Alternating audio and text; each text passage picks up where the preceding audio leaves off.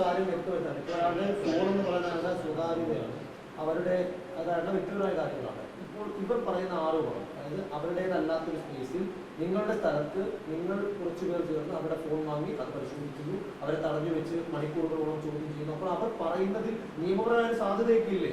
അല്ല, ഒറ്റ കാര്യം അതായി തടഞ്ഞു വെച്ചു എന്നുള്ളതിന് എന്ത് തെളിവാണുള്ളത്? പിന്നെ ഫോൺ ഞങ്ങൾ പിടിച്ചു വാങ്ങിച്ചിട്ടില്ല. ഞങ്ങൾ പറഞ്ഞു ഫോൺ തരാൻ പറഞ്ഞു, ജിപേയുടെ കാണിക്കാൻ പറഞ്ഞു. ജിപേയുടെ കാണിക്കുമ്പോൾ ഞങ്ങൾ കാണുക, ഇത് മുഴുവൻ ഞങ്ങൾ റെക്കോർഡ് ചെയ്തു. ഈ കുട്ടികൾ ഇവിടെ നിന്ന് സംസാരിക്കുന്ന വീഡിയോ അവർ തന്നെ ഇറക്കിയിരിക്കുന്നതിൽ അവരുടെ കയ്യിൽ ഫോൺ ഇരിക്കുക. ഈ കെട്ടിടത്തിൻ്റെ മുകളിലത്തെ നിലയിലിരുന്നാണ് സംസാരിച്ചിരിക്കുന്നത്. ഇവിടെ എല്ലാ സ്റ്റാഫും ഉണ്ട്. ആ വീഡിയോയ്ക്കകത്ത് കുട്ടികൾ എഴുതി തരുന്ന പത്രത്തിൻ്റെ ഒരു ഫോട്ടോ അവർ ഇറക്കിയിരിക്കുന്നു, ഞങ്ങൾ എഴുതി കൊടുത്തിട്ടുണ്ടെന്ന്. അതിനകത്ത് ഇവരുടെ കയ്യിലെല്ലാം ഫോൺ ഇരിക്കുക. ഇനി എവിടെയാണ് ഞങ്ങൾ ഫോൺ തട്ടിപ്പറിച്ചത്? എന്തെങ്കിലും തെളിവ് വേണം. ഇവർ പറയുന്നതിന് എന്തെങ്കിലും അവരൊരു പ്രൂഫ് കാണിക്കട്ടെ. നിങ്ങൾ ആലോചിക്കുക, കേസ് കൊടുത്ത ഞങ്ങളുടെ ഭാഗത്ത് വേണ്ടതെന്താ? ഈ കുട്ടികളുടെ ബാങ്ക് റെക്കോർഡ്സ് സ്റ്റേറ്റ്മെൻറ്റ് മാത്രം എടുത്ത് നോക്കിയാൽ ഈ കേസ് അവിടെ തീരും. ബാക്കി എന്ത് വേണം ഈ കുട്ടികൾ വരട്ടെ, എന്ത് ആരോപണമായിട്ട് വരട്ടെ, പക്ഷെ തെളിവുണ്ടോയെന്ന് നിങ്ങളും കൂടി ഒന്ന് ചോദിക്കുക. ഇനി ഞങ്ങൾ എപ്പോഴും ഏത് ചോദ്യത്തിനും മറുപടി തരാൻ ഞാനിവിടെ ഉണ്ട്.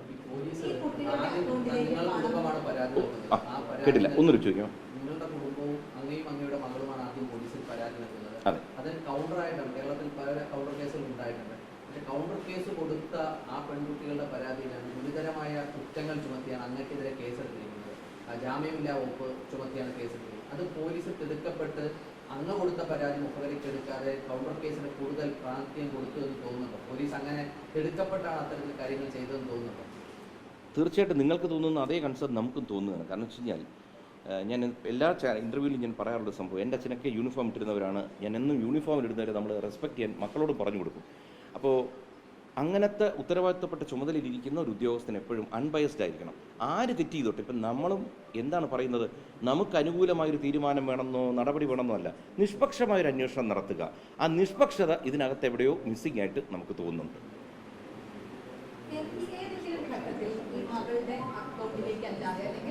നിങ്ങളുടെ ഔദ്യോഗിക അക്കൗണ്ടുകളിലേക്ക് ജീവനക്കാരുടെ അക്കൗണ്ടിലേക്ക് പണം നേടിക്കാനുള്ള അനുമതി അവർക്ക് നൽകിയിരുന്നു ഏതെങ്കിലും ഘട്ടത്തിൽ? ഒരിക്കലും നമ്മൾ അങ്ങനെ കൊടുക്കില്ലല്ലോ, കൊടുക്കേണ്ട ആവശ്യമില്ല. പിന്നെ ഈ കുട്ടികളും എൻ്റെ മോളുമായിട്ട് വളരെ സൗഹൃദത്തിലാണ്. അത് ഈ കുട്ടികളുടെ ഏതെങ്കിലും ചടങ്ങുകളുടെ വീഡിയോ നിങ്ങൾ നോക്കുമ്പോൾ കാണാം, എല്ലാത്തിലും ഈ കുട്ടികൾ പങ്കെടുത്തിട്ടുണ്ട്. എല്ലാത്തിലും വളരെ അടുപ്പത്തിൽ കെട്ടിപ്പിടിച്ച് നിൽക്കുന്നതും ഭക്ഷണം കഴിക്കുന്നതും കുറേ വീഡിയോകളാണ്. അപ്പോൾ ചോദ്യം എന്തായിരുന്നു ജസ്ന? അനുവാദം കൊടുത്തിട്ടുണ്ട്.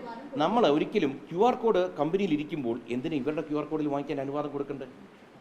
പിന്നെ ഇവർ ഈ പറഞ്ഞ എന്തോ ഒരു ടാക്സ് ഇഷ്യൂവിനെ പറ്റിയൊക്കെ കഴിഞ്ഞ സംസാരിക്കുന്നുണ്ടായിരുന്നു.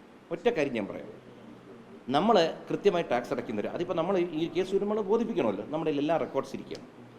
ടാക്സ് അടയ്ക്കാൻ വേണ്ടി അല്ല എന്തെന്നോ തട്ടിപ്പടത്താൻ വേണ്ടി ഡെയിലി ഞങ്ങളുടെ QR കോഡ് വഴി പണം വാങ്ങിയിട്ട് അന്നന്ന് വൈകുന്നേരം ദിയയ്ക്ക് കൊണ്ട് ക്യാഷായിട്ട് കൊടുക്കുന്നു എന്ന്. അങ്ങനെ പൈസ ഇവർ വാങ്ങിച്ചിട്ടുണ്ടെങ്കിൽ ഇവരുടെ QR കോഡിലുണ്ട് ഇവർ സമ്മതിച്ചിരിക്കുന്നു പണം വാങ്ങിയതായിട്ട്. എന്നാൽ പണം കൊടുക്കണമെങ്കിൽ എവിടെന്നെങ്കിലും ഇവർ വിഡ്രോ ചെയ്യണമല്ലോ. വിഡ്രോ ചെയ്താൽ ഇവരുടെ സ്റ്റേറ്റ്മെൻറ്റിൽ വരുമല്ലോ. അപ്പോൾ ഇവർ കൊടുക്കണത് ഡെയിലി അല്ലെങ്കിൽ ആഴ്ചയിൽ അല്ലെങ്കിൽ മാസത്തിൽ വിഡ്രോ ചെയ്തേ പറ്റും. വിഡ്രോ ചെയ്ത് കൊടുക്കണം. ഇതിൻ്റെ മാത്രം ഇതെല്ലാം നോക്കിയാൽ മതി, സ്റ്റേറ്റ്മെൻറ്റ് കാണാം. സ്റ്റേറ്റ്മെൻറ്റിൽ ഇങ്ങനെ സംഭവം ഉണ്ടോയെന്ന് പോലീസുകാർ അന്വേഷിച്ചാൽ തീരാവുന്ന പ്രശ്നമുള്ളൂ.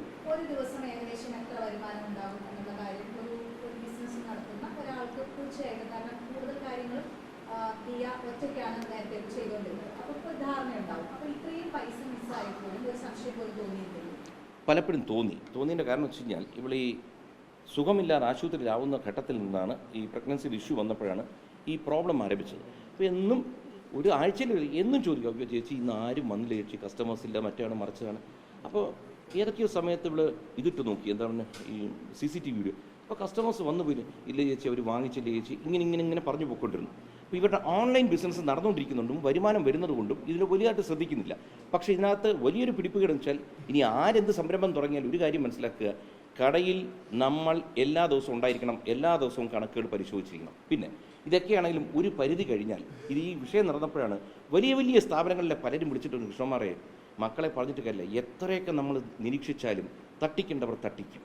അതങ്ങനെയാണ്. പണം പോയവർ ഇന്നലെ എത്രയോ പേരാണ് ഞങ്ങളെ ബന്ധപ്പെട്ടിരിക്കുന്നത് അറിയോ, ഇതിനിങ്ങനെ ചെയ്യണം, ഇങ്ങനെ ചെയ്യണം, ഇത് ഈ നിയമം വഴിയാണ് പോകേണ്ടത്, ഇന്നതാണ് ഇന്നത്തെ വകുപ്പ്. കാരണം ഞങ്ങളെന്ന് വെച്ചാൽ വലിയ ബിസിനസ്സുകാരല്ല, ഞാൻ കച്ചവടം ചെയ്തിട്ടില്ല. എൻ്റെ മകൾ ആദ്യത്തെ ഒരു ലൈഫിൽ ആദ്യമായിട്ട് ഒരാൾ ബിസിനസ് തുടങ്ങുക, അവൾ ലോൺ എടുത്ത് ബിസിനസ് തുടങ്ങുന്നു. ഈ ബിസിനസ് തുടങ്ങി ആദ്യമെല്ലാം നിങ്ങൾ നോക്കും എത്ര കൃത്യമായിട്ട് പോയി. ഈ കല്യാണം കഴിഞ്ഞ് ഗർഭിണിയായ ഈ സുഖമില്ലാത്ത സ്പേസിൽ മാത്രമാണ് നടക്കുന്നത്. അപ്പോൾ കൂടെ നിന്നവരെ പറ്റി നമ്മൾ എങ്ങനെ സംശയിക്കും? അവരടുത്ത് പറയുകയാണ് ആ കണക്ക് നോക്കണം, ഈ കണക്ക് നോക്കണം, എല്ലാം പറഞ്ഞവർ ഇവർ ചെയ്യുകയാണ് എന്ന് നമ്മൾ വിശ്വസിച്ചു.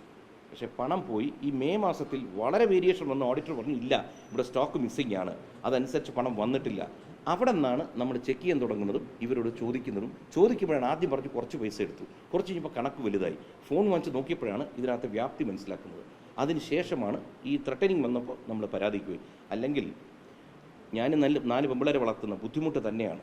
ആ വളർത്തിയ പോലെ ഇവരുടെ മാതാപിതാക്കളും ഇവരെ വളർത്താൻ ബുദ്ധിമുട്ടി കാണും. അതുകൊണ്ടാണ് ഇവർക്കെതിരെ ഇവർ പറയുന്ന ചാറ്റുണ്ട്, ഞങ്ങളെപ്പറ്റി പുറത്ത് പറയരുത്, പുറത്ത് പറഞ്ഞ ആത്മഹത്യയല്ല വേറെ മാർഗ്ഗമില്ല. ആത്മഹത്യ എന്നൊരു വാക്ക് സ്ഥിരത്തിൽ പലയിടത്തും ഉപയോഗിച്ചിട്ടുണ്ട്. അത് കണ്ടിട്ടല്ല. എന്തായാലും നമ്മൾ എന്തെങ്കിലും ഒത്തുതീർപ്പാക്കി അവർ തരാൻ വരുന്നത് തരട്ടെ, അവിടെ വെച്ച് അവസാനിപ്പിക്കാം എന്ന് തീരുമാനം എടുത്തത് ഞാനാണ്. അത് ചിലപ്പോൾ എൻ്റെ പോരായ്മയായിരിക്കും.